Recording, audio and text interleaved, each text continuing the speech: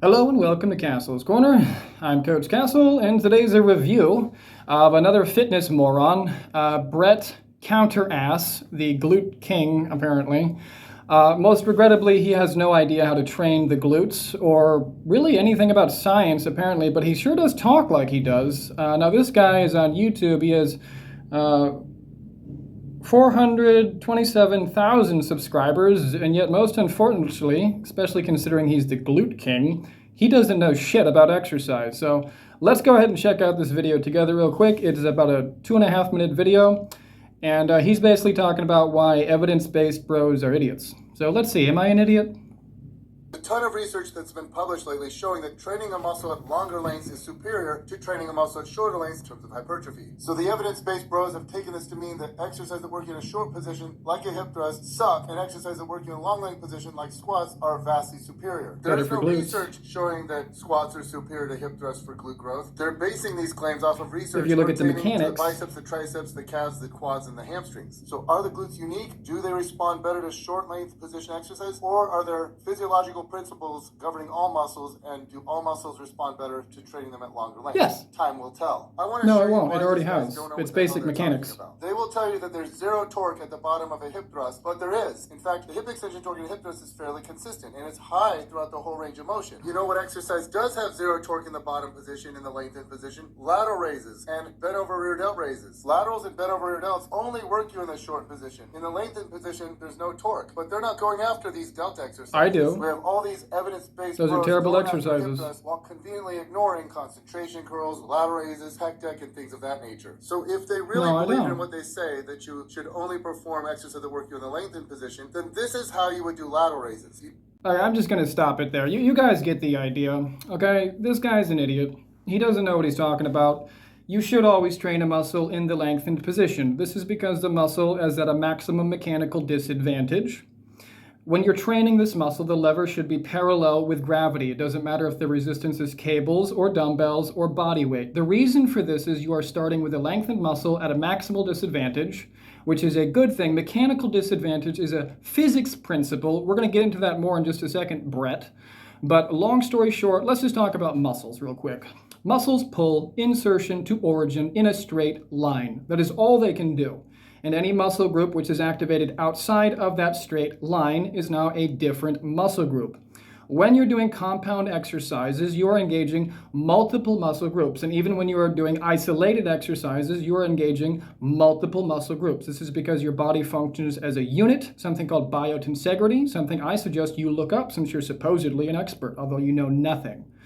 Next. Lateral raises should not be performed standing because, yes, you're right, this is in the shortened position. I don't advocate for this. I recommend lying lateral raises with a dumbbell or standing cable raises. This is because this is the intelligent, efficient way to do it, starting once again with a lengthened muscle at a mechanical disadvantage and ending with a contracted muscle at a mechanical advantage. This is how every skeletal muscle on your body works properly. Something called the resistance curve applies here. It's a physics principle. Again, goes back to biomechanics. Now, here's the interesting thing that you're completely neglecting and missing. A longer lever magnifies force significantly more, loading the muscle at a greater amount. So if it's a 1-inch lever, it only has magnification of 1. A 2-inch lever has a magnification of 2. When you're doing a hip thrust, it is essentially the same thing as if you were to try training your triceps by putting a barbell right here, putting your hands on a shelf, and doing this for your triceps. Triceps connects back here on your arm, here on your elbow. Its function is to extend the arm. Would you ever try to train your triceps like that? No, not unless you're a complete and utter moron. So why would you train your glutes like that? The glutes in the fully stretched position, you need to have your knee up to your chest. And in the fully contracted position, your upper leg should be behind your pelvis. This is a complete mechanical disadvantage starting stretched position into a fully contracted position. The hip thrust is not a good movement for this, and guess what else is not a good movement for the glutes? The squat is also a terrible exercise. Anything of a loaded nature on your spine, barbell squat, hack squat of any kind, I do not practice. I would recommend for the glutes, you do very simple things like body weight step-ups, but you use your body weight intelligently. So the weight of your torso is leaning backwards instead of forward, which would load your quads more because of the way the human body is designed. Now, I actually have over 300 videos on biomechanics, over 15 videos specifically talking about the glutes, the biomechanics of it, and discrediting and debunking your nonsense. But I don't want to waste all this time in this video since I doubt very much you're ever going to look up some very basic things such as reciprocal inhibition, something called active insufficiency, which is what you're just saying is supposedly good, or training a muscle when it's pre-shortened. When you train a muscle when it's pre-shortened, this is something called active insufficiency. The muscle is pre-contracted, meaning it has less room to contract and it's already weaker from the starting point.